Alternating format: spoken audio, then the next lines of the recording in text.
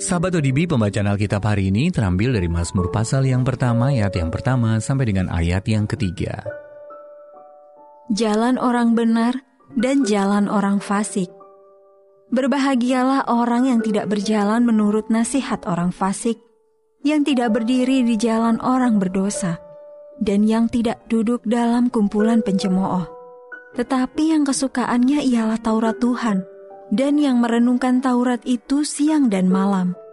Ia seperti pohon yang ditanam di tepi aliran air, yang menghasilkan buahnya pada musimnya, dan yang tidak layu daunnya. Apa saja yang diperbuatnya berhasil. Ayat Mas renungan hari ini terambil dari Mazmur pasal yang pertama, ayat yang pertama. Berbahagialah orang yang tidak berjalan menurut nasihat orang fasik, yang tidak berdiri di jalan orang berdosa, dan yang tidak duduk dalam kumpulan pencemooh. Judul renungan kali ini, Tuntunan Allah, ditulis oleh Marvin Williams. Sahabat ODB, ketika sepasang suami istri mendapati bahwa bank tempat mereka menabung secara tidak sengaja mengirim uang sebesar $120.000 ke rekening mereka, mereka pun langsung menghambur-hamburkannya. Mereka membeli sebuah mobil Jeep, sebuah mobil karavan, dan 2 buah mini traktor sekaligus melunasi tagihan-tagihan. Begitu menyadari kesalahan itu, bank meminta pasangan tersebut mengembalikan uangnya. Sayangnya, semua uang sudah habis terpakai. Pasangan itu lalu didakwa melakukan tindak pidana pencurian. Di pengadilan, sang suami berkata kepada wartawan, "Kami mengikuti nasihat hukum yang salah." Mereka berdua mendapat hikmah bahwa mengikuti nasihat yang salah dan menggunakan uang yang bukan milik mereka dapat berujung pada masalah besar. Sebaliknya, pemazmur membagikan nasihat bijak yang dapat menolong kita terhindar dari masalah.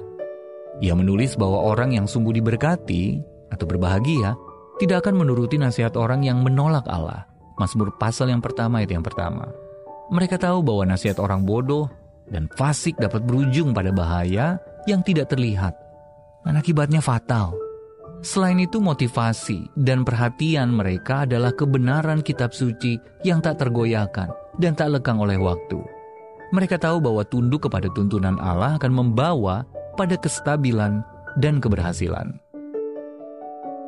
Ketika kita mengambil keputusan baik besar maupun kecil dalam soal karir, keuangan, hubungan, dan lain-lain, kiranya kita mencari hikmat Allah yang terdapat di dalam Alkitab.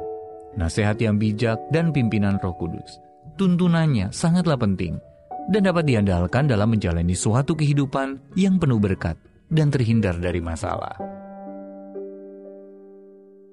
Sahabat ODB, mengapa Anda percaya kitab suci sangat penting untuk dapat mengambil keputusan yang benar?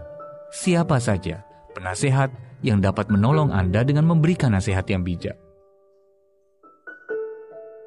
Ya Allah, sebelum aku mencari petunjuk-Mu dalam hal-hal yang tidak kuketahui, tolonglah aku mentaati-Mu dalam hal-hal yang kutahu dan untuk terus mengasihi-Mu serta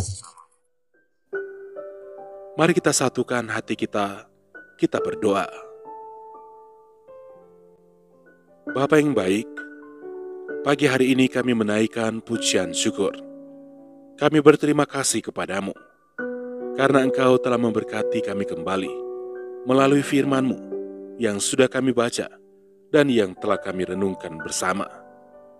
Inilah kehidupan kami ya Tuhan, kami serahkan ke dalam tangan-Mu. Engkau Tuhan kami yang baik, Engkau Tuhan kami yang setia, yang akan menyertai kami sampai selama-lamanya. Terima kasih Tuhan Yesus. Sepanjang hari ini ya Tuhan, kami serahkan seluruh kehidupan kami ke dalam tangan-Mu. Dalam segala aktivitas pekerjaan kami yang akan kami kerjakan di sepanjang hari ini, Engkau akan menyertai kami lagi. Engkau akan menuntun kami. Engkau akan membuat berhasil apapun yang kami kerjakan. Dan Engkau Tuhan sumber berkat. Engkau akan memberkati setiap pekerjaan kami. Inilah yang menjadi doa kami pada pagi hari ini. Engkau Tuhan yang selalu mendengar, dan Engkau pasti akan menjawab setiap permohonan doa kami yang sudah kami naikkan kepadamu. Di dalam nama Tuhan Yesus Kristus. Haleluya. Amin.